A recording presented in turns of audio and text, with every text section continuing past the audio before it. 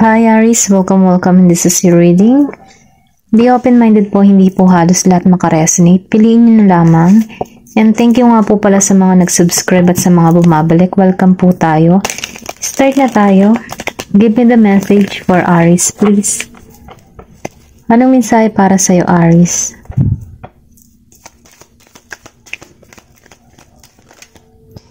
Meron ka ditong King of Cups, upright. Give me the message for Aries. Meron ka ditong Four of Pentacles, upright. Give me the message. Meron ditong Ten of Cups, reverse. Give me the message for Aries, please. Meron ditong Judgment, upright.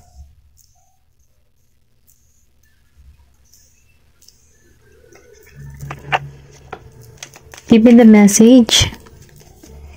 Meron dito na King of Wands.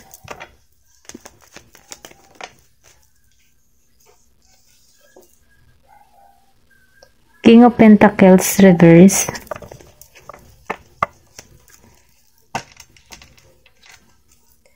Give me more information. Then, Eight of Wands. Okay. Nafe-feel ko dito, Aries, na meron ditong gusto kang makilala. New person, meron din ditong past person. Actually, tatlo yung nakikita ko dito papasok sa buhay mo. Okay?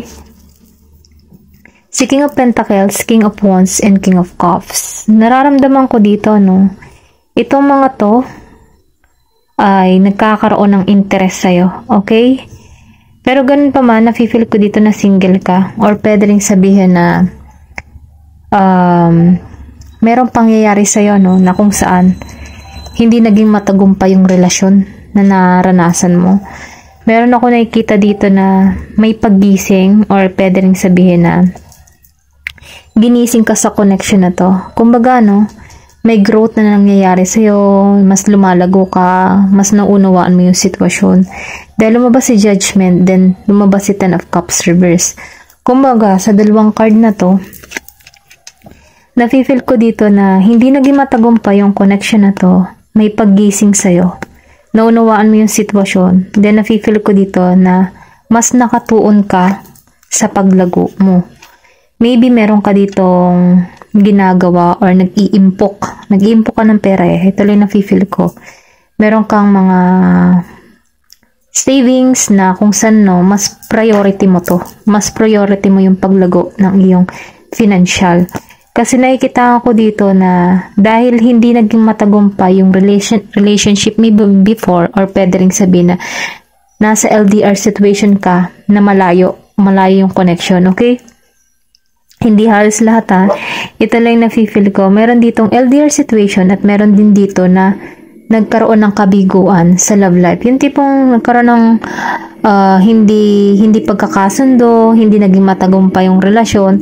Dahil doon may paggising. Ginising ka dito sa connection na to na kung saan mas inuna mo yung sarili mo, mas inuna mo yung kalagayan mo, mas inuna mo yung future. Yung tipo mo nag-iimpo ka para sa future mo. Ganon lang yung nararamdaman ko dito sa Four of Pentacles. Meron kang person dito na Scorpio, Cancer, and Pisces. Meron din ako nakikitang Aries, Leo, Sagittarius, and Taurus, Virgo, and Capricorn. Okay? Meron ditong tatlo. Kumbaga, tatlo yung nakikita ko kasi dito. Kanya-kanyang katangian itong tatlo na ito. Pwede rin sabihin na isa sa mga to, past person mo, okay? Yung tipo na maraming nagkaka-interest sa'yo, or pwede rin sabihin na dahil sa paglago mo, sa pagiging independent mo, nakukuha mo yung simpatsya ng ibang tao, or sabihin natin na-attract sila sa'yo. Na-attract sila sa energy mo na tinataglay mo. Kasi nakikitaan ko dito na meron ditong patungo, mabilis sa'yo. Kumbaga, may pagkilos. Kasi si Eight of Wands, action yan, mabilis na pagkilos, paggalaw, okay? Dahil lumabas si King of Cups, then King of Wands, nafe-feel ko dito, na meron kang person dito or pwede rin sabihin na secret admirer, humahanga sa'yo. Itong dalawang to. Then, meron din ako nakikita dito na King of Pentacles. Pwedeng sabihin na naging pass mo to. Si King of Pentacles na hindi naging matagumpay. Si King of Pentacles energy na naka-reverse. Siya yung tipo ng tao na wishy-washy, walang isang salita, puro pangako pero palpak. Okay, ito lang na-feel ko. Meron ditong Taurus energy. Siya yung tipo ng tao na user, ganun. Ganun lang energy nito si King of Pentacles. Nang gagamit siya, maybe tinik advantage nito yung kabaitan mo, yung ugali mo, no? Na napaniwala ka ng tao nito. Pulos lang pangako pero napako. Pero ang energy niya, ganun pa din, okay? Pero ganun pa man, ano, meron ditong dalawang tao, dalawang lalaki or dalawang babae na nagkakaroon ng interest sa'yo. Eh, sila yung tipo ng tao na ito kasing si King of Wands. Siya yung tipo ng tao na talagang may pagkilos, hindi to nagpapatumpik-tumpik. Kapag ginusto nito yung tao nito, gagawa talaga siya ng hakbang para makilala itong ikaw, okay? For example, ikaw, gusto ka nitong kilalanin, gusto ka nitong ligawan, siyuin, hindi na to nagpapatumpik kasi fire sign to eh. Gusto nito action. Kaya lang, ang kamalian dito sa tao nito, pabigla-bigla, hindi nag-iisip, okay? Kung magano, kapag ginusto ka, gagawa ng action, hindi niya pinag-iisipan yung mga plano, kung ano yung consequence, kung handa ka na ba muli. Yung tipong ganun. Ito lang na-feel ko. Pero nakikitaan ko dito, si King of Wands, meron tong sariling paninindigan, seryoso at tapat. Na-feel ko din dito, na meron siyang vision or pwede rin sabihin na meron siyang nalalarawan. Nakikitaan ko to ng Year of the Dragon. Okay, ito lang nakikita ko. Meron ditong Year of the Dragon.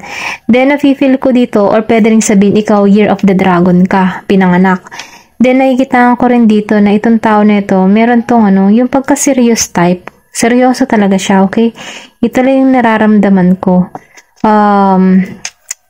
Handa ka nitong protektahan kung kinakailangan. Kaibahan nitong si King of Pentacles, si Taurus energy. Na-feel ko dito na itong si Taurus energy, wala tong salita. Kumbaga, pinaasa ka ng tao na ito. Kinuha niya yung loob mo, tapos iniwan ka sa ere. Ganun lang yung energy ng tao na to. Then, si King of Cups, nakikita ko rin dito si King of Cups, yung patungo sa'yo. May travel to. Kumbaga, may distance. Bago ka puntahan ng tao nito, talagang kailangan ng aksyon. Nakikita ko dito ng Scorpio, Cancer, and Pisces, si King of Cups. Itong tao na to, malakas ang Pisces energy. Siya yung tipo ng tao na focus siya, alerto. Then, nakikita ko rin dito na marami na rin tong pagsubok na kinaharap. Kumbaga, yung alo ng buhay, no? Na kung saan, kapag siya meron talagang target, talagang nakatuon talaga siya. Then, na-feel ko din dito sa tao nito, handa niyang i-offer yung cups niya para sa'yo, para mapaligaya ka or mapaayos lang yung kalagayan mo. Kasi nakikitaan ko din siya ng seryoso. Ito lang yung na-feel ko. Pero sa dalawang taong ito, nakikitaan ko, mas seryoso to.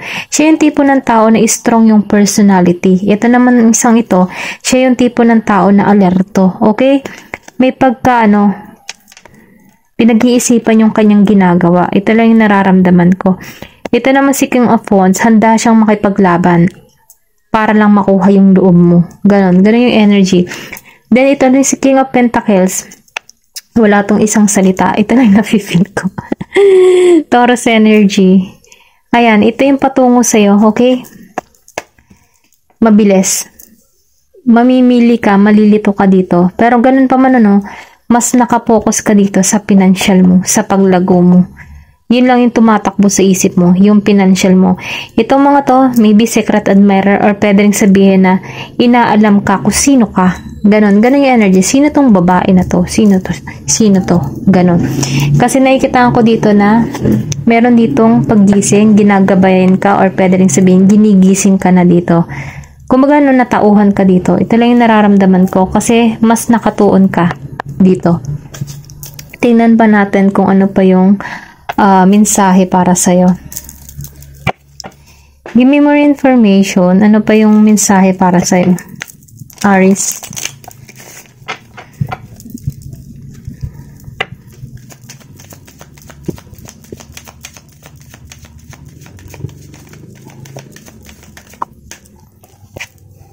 Meron ditong 10 house. Okay, nafe-feel ko dito na kailangan mo ng disiplina. Kumbaga, sinasabihan ka dito na mas unahin mo yung life mission mo or yung purpose mo sa buhay. Then, nafe-feel ko dito na mas nagiging matagumpay yung karera na tinatahak mo. Kumbaga, kailangan mo dito ng disiplina, mag-focus ka, huwag ka muna magpa-disturbo dahil nakikitaan ko dito na ma-accomplish mo kung ano man yung gusto mong mangyari o marating sa buhay mo. Ito yung mensahe para sa'yo dahil nakikitaan ko dito sa Kwago, malakas yung instinct mo, malakas yung intuition mo, or pwede ring sabihin na mas lumalago ka sa panahon ngayon. Give me more information. Disiplinado kang tao. Meron ditong Earth. Meron kang person na parating na Taurus, or pwede rin nasabihin na nasa birth chart mo to. Taurus, Virgo, and Capricorn. Sinasabihan ka dito, na kailangan mo maging patience, maging kang practical, or pwede rin sabihin, ikaw yung tipo ng tao na practical. Hindi ka natingin sa itsura, hindi ka natingin sa itsura ng isang tao, mas okay kayong makakasundo mo kasi practical ka. Ito lang yung nararamdaman ko. Then dito, sa Pisces, meron ditong Pisces, confirmation dito, meron ditong Pisces na parating sa'yo. Na-feel ko dito na malakas yung intuition mo, or sabihin natin na meron kang kakayahan, or alam mo yun, yung ma-feel mo yung nararamdaman ng isang tao. Ito lang yung na-feel ko dito sa Pisces. Then nakikitaan ko rin dito na kapag ikaw ay nagtatrabaho, talagang may passion ka dito. Ito lang yung nararamdaman ko. Then nakikitaan ko rin dito, sa the moon. Meron na kasi ako nakikitang moon. Mas sinusunod mo yung nararamdaman mo, yung emotion mo. Then nakikitaan ko rin dito na meron dito kasi ako nakikitang bituin. So, ibig sabihin, meron ditong tagumpay na naghihintay sa'yo. Kumbaga sa shell, meron ditong nakakubli. Nakakubli pa para sa'yo. Pero kahit nakakubli ito, merong tagumpay. Okay? Then dito, meron ditong Sagittarius. Nafe-feel ko si Sagittarius dito na maybe may person kang Sagittarius.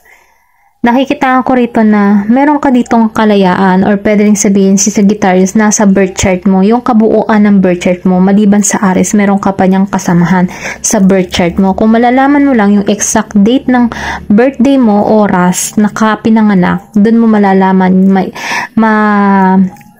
makakalculate kung ano talaga yung kaloob ng iyong kapanganakan, maliban sa Aries, meron pa yung kasamahan. Then dito, sa Sagittarius, meron ditong optimism. Kumbaga, ikaw yung tipo ng tao na hindi ka nawawalan ng pag-asa. Kumbaga, kahit mayroong mga masasakit na pangyayari sa iyong buhay, hindi ka nawawalan ng pag-asa. Ito lang yung na-feel ko. Then, nakikita ko rito na malaya kang gawin yung mga bagay-bagay na gusto mo, or pwede rin sabihin na may kalayaan ka. Okay? Ito lang yung nakikita ko dito. Tingnan pa natin kung ano pa yung message para sa'yo, Aries.